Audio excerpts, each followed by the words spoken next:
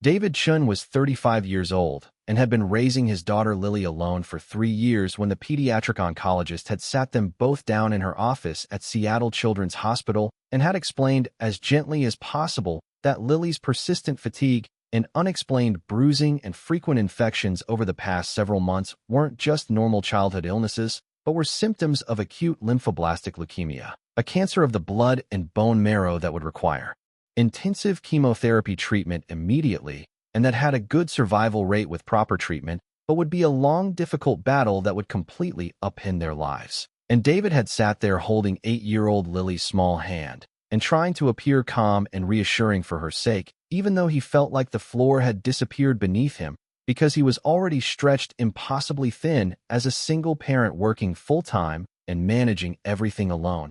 And now he was facing his daughter's cancer diagnosis with all the emotional devastation and practical impossibility that entailed.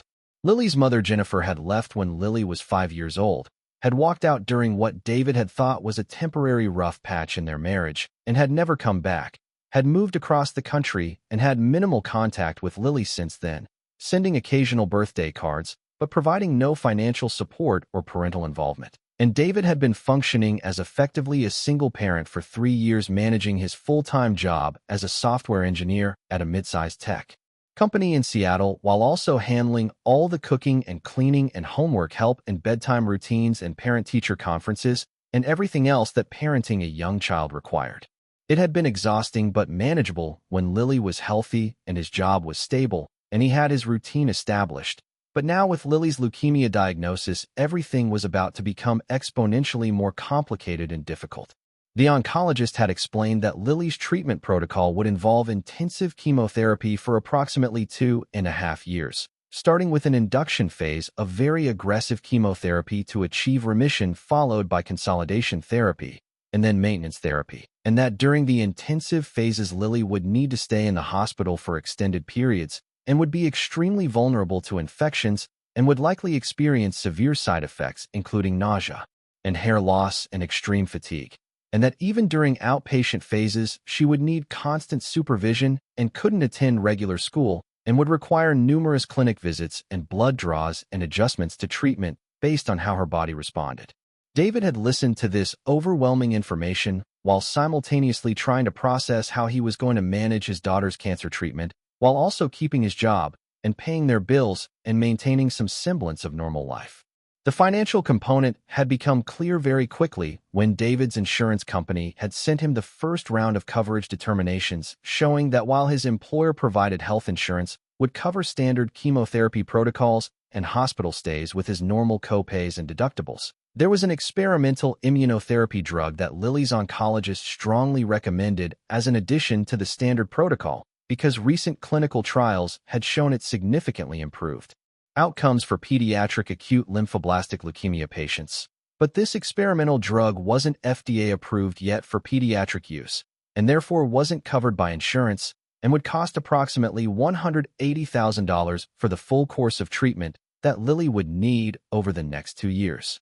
David had spent days on the phone with insurance representatives and patient advocates and the hospital's financial counseling office, trying to find any way to get coverage for the experimental immunotherapy, had filed appeals, and had gathered documentation from Lily's oncologist explaining the medical necessity and the improved survival rates. But the insurance company's final determination had been that experimental treatments, not yet FDA-approved for the specific patient population, weren't covered under his policy regardless of medical necessity or physician recommendation, and that if David wanted Lily to receive this treatment, he would need to pay for it entirely out of pocket at a cost of approximately $7,500 per month for the 24 months of treatment that the protocol required.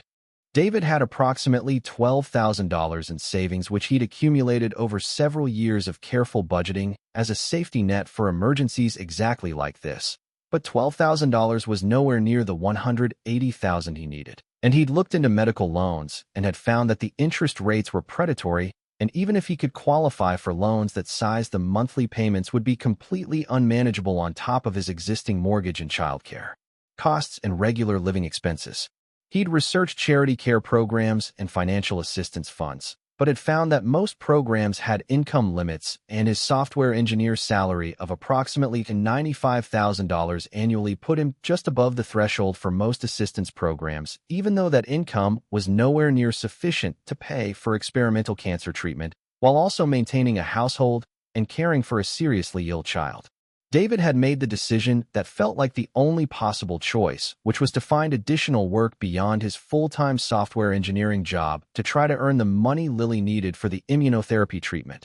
And he'd started working as an Uber driver every evening after putting Lily to bed, driving from roughly 9 p.m. until 2 or 3 a.m. picking up rides in Seattle's busy nightlife areas, then sleeping for 3 or 4 hours before waking at 6:30 to get Lily ready for school, or during treatment phases getting her ready for hospital appointments, and then working his regular 9-to-5 software engineering job. On weekends, he'd added a third job working as a security guard at a local shopping mall, 12-hour shifts on Saturdays and Sundays from 8 a.m. to 8 p.m., which meant he was working approximately 110 hours weekly across his 3 jobs and sleeping roughly 20 to 25 hours weekly total. This brutal schedule had been sustainable for approximately 6 weeks before the physical and mental exhaustion had started seriously affecting David's ability to function, and he'd found himself falling asleep at red lights while driving Uber and nodding off during meetings at his software engineering job, and experiencing what felt like dissociation, where he'd lose track of time or forget what he'd been doing because his brain was so profoundly sleep-deprived. His coworkers at the software engineering job had started noticing that David seemed increasingly exhausted and distracted, that he'd sometimes put his head down on his desk during lunch breaks and would fall asleep immediately, that he'd make uncharacteristic coding errors that suggested he wasn't thinking clearly, that he'd occasionally seem confused about project details he'd previously known perfectly well. What David's coworkers didn't know was the full extent of what he was dealing with, because David had been intensely private about Lily's illness and his financial crisis, hadn't wanted to burden anyone with his problems or appear incapable of managing his responsibilities, and had told his manager only the bare minimum required to explain why he needed flexible scheduling for Lily's medical appointments, but hadn't disclosed the cancer diagnosis or the experimental treatment costs or the fact that he was working himself literally to collapse trying to afford it. He'd been too exhausted and too overwhelmed to reach out for help, and some part of him had felt deeply ashamed that he couldn't afford to save his daughter's life without working 3 jobs and destroying his health, had felt like he was failing as a parent because he couldn't just write a check for the treatment Lily needed. 3 months into this unsustainable routine, one of David's co-workers named Sarah Martinez, who was a senior software engineer who'd worked with David for 4 years, had noticed him fall asleep at his desk 3 times in 1 week during normal work hours and had become seriously concerned that something was very wrong. And she'd approached him privately during lunch and had asked directly if he was okay and if there was something going on that people should know about. David had been so exhausted that his normal defenses had been lowered, and he'd started crying right there in the office cafeteria and had told Sarah everything about Lily's leukemia diagnosis 3 months earlier, about the experimental immunotherapy that insurance wouldn't cover, about working 3 jobs and sleeping 3 hours nightly trying to earn $180,000 to pay for treatment that might save his daughter's life, about feeling like he was drowning and didn't know how much longer he could sustain this pace, but couldn't stop because stopping meant giving up on Lily. Sarah had listened with increasing horror and had asked why David hadn't told anyone at work what he was dealing with. And David had said he hadn't wanted to burden people or seem incapable or lose his job because he needed the income and the health insurance, even though the insurance wasn't covering what Lily actually needed. And Sarah had told him directly that he was being ridiculous and that their team and their company would absolutely want to help, and that he couldn't keep destroying himself like this because Lily needed a living, functional father, not a father who'd collapsed from exhaustion or fallen asleep driving Uber and gotten in an accident. She'd asked David's permission to share the situation with their immediate team and their manager, and David had been too exhausted to argue and had agreed. Sarah had sent an email that evening to their software engineering team of 12 people and their manager explaining David's situation in clear factual terms. His 8-year-old daughter had leukemia, needed experimental immunotherapy, costing $180,000 that insurance wouldn't cover. David had been working 3 jobs, including night Uber driving and weekend security guard work, trying to earn the money, was sleeping approximately 3 hours nightly, and was at serious risk of collapse, and the team should discuss how to support a colleague who was dealing with an impossible situation. The email had been sent at 6 p.m. on a Thursday evening, and by 9 p.m. that same night 5 team members had responded saying they wanted to help financially and asking how to contribute. By Friday morning, the entire 12-person team had contributed to an initial collection that Sarah had organized, with amounts ranging from $200 to $2,000 depending on each person's financial situation. And the initial team collection had raised $8,700. And Sarah had also contacted their company's HR department to ask about employee hardship funds or matching programs or other resources that might be available. The HR director had reviewed David's situation and had discovered that their company had a little-known employee emergency assistance fund that had been established years earlier but was rarely used. And this fund could provide grants up to $10,000 for employees experiencing genuine emergencies, and David's situation clearly qualified. And HR had processed an emergency grant of $10,000 that was approved within 24 hours. Sarah had also taken the initiative to create a GoFundMe campaign explaining Lily's situation and David's desperate attempt to afford her treatment, and she'd shared it across her personal social media networks and had encouraged David's other coworkers to share it as well. And within the first weekend, the campaign had been shared hundreds of times and had started receiving donations from complete strangers who'd been moved by the story of a single father working 3 jobs to save his daughter's life. The local Seattle news media had picked up the story through social media and had contacted David asking if they could do a feature piece about his situation and the fundraising effort, and David had been reluctant because he valued his privacy, but had agreed because he'd understood that media attention might help the fundraising reach the $180,000 target. The news feature had aired on a Tuesday evening and had been extremely effective at conveying the emotional reality of David's situation. They'd filmed him at work looking exhausted, had interviewed Lily, who'd been brave and articulate talking about her leukemia and her treatment, had interviewed Sarah explaining how she discovered what David was dealing with, and had clearly explained the gap between what insurance covered and what Lily actually needed for the best chance of survival. The piece had ended with information about the GoFundMe campaign, and within 2 hours of the broadcast airing, the campaign had received over $40,000 in donations from viewers across the Seattle area and beyond. Over the following 2 weeks, the fundraising campaign had continued growing through a combination of David's coworkers organizing workplace, giving campaigns at their company and at other tech companies in Seattle, local community organizations, and churches contributing. The news story being shared nationally through social media, and thousands of individual donors contributing amounts ranging from $5 to $5,000. The campaign had been helped significantly by updates that Sarah had posted showing Lily starting her treatment and responding well, and showing David being able to quit his Uber and security guard jobs and return to sleeping normal hours because the fundraising had made those desperate measures unnecessary. 14 days after Sarah had sent that initial email to their software engineering team, the GoFundMe campaign had reached and exceeded its $180,000 target, ultimately raising $240,000 from over 800 individual donors, including David's coworkers, their company's employee assistance fund, people who'd seen the news coverage, and complete strangers from across the country who'd been moved by the story and had wanted to help.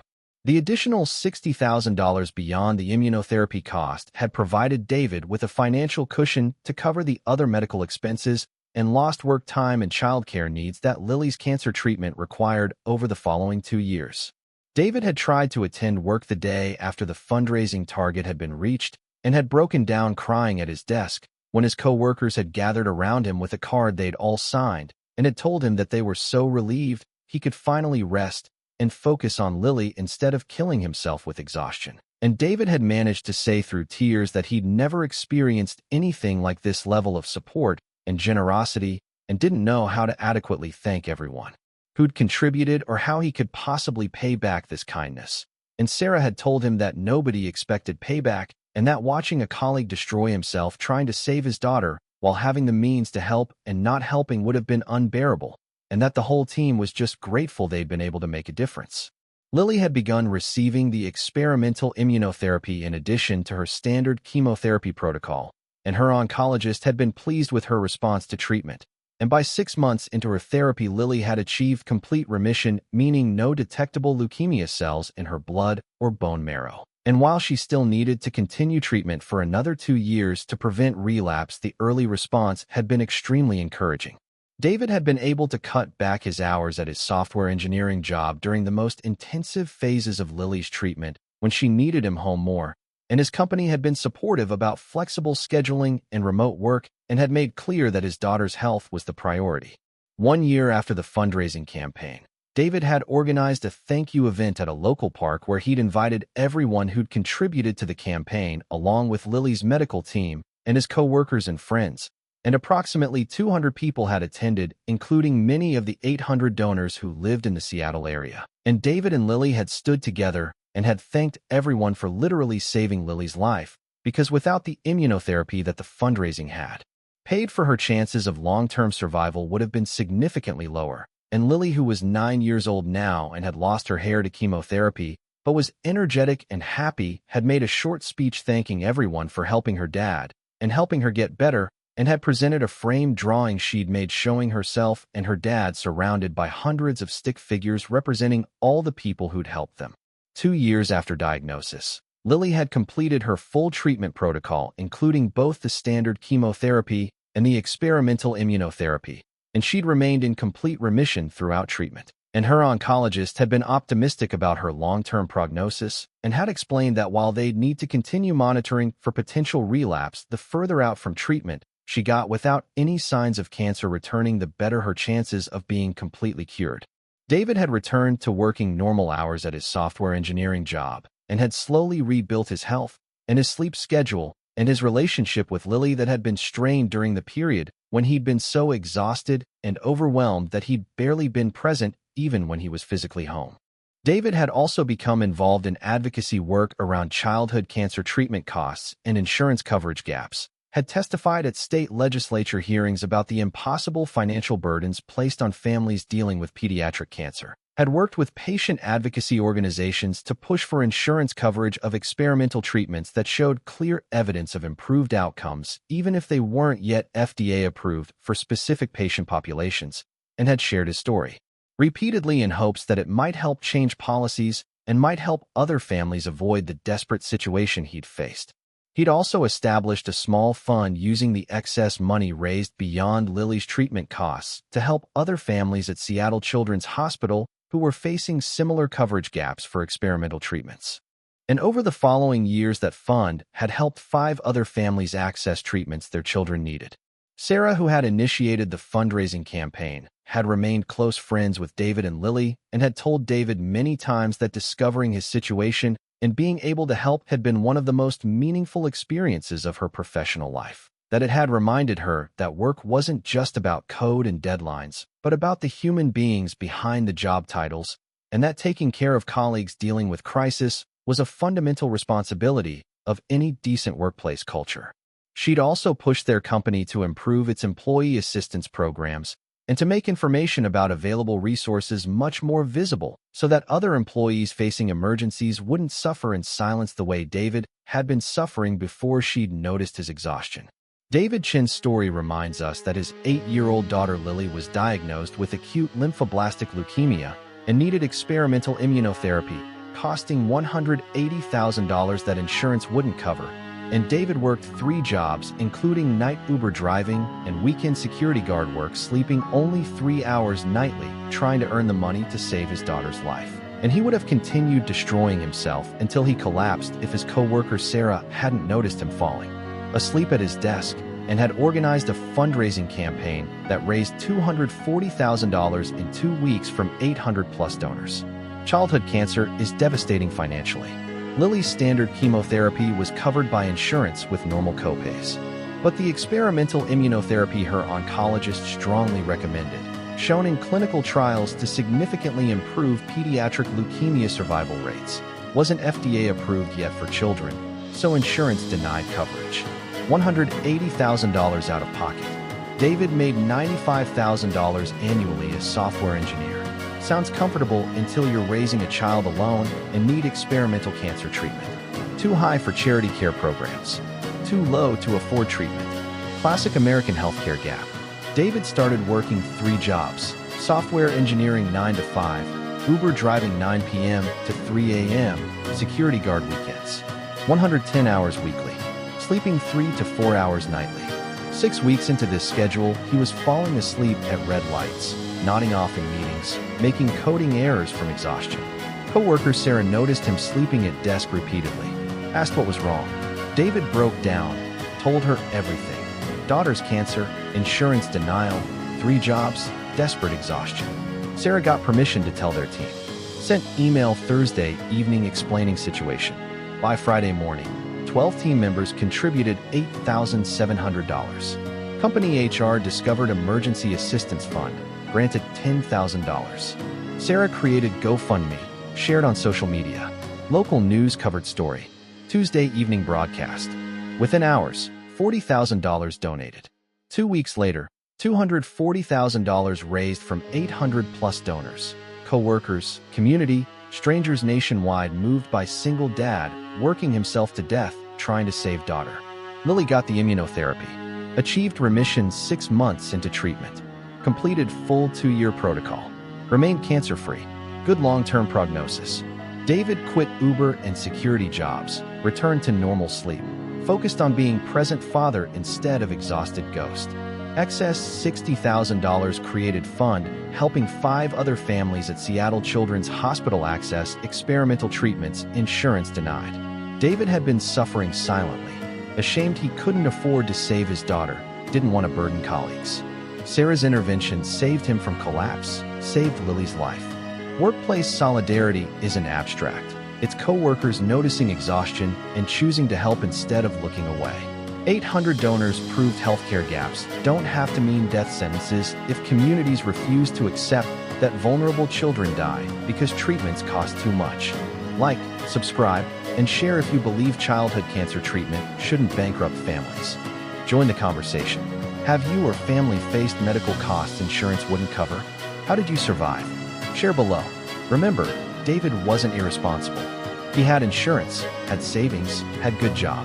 Childhood cancer with experimental treatment still nearly destroyed him.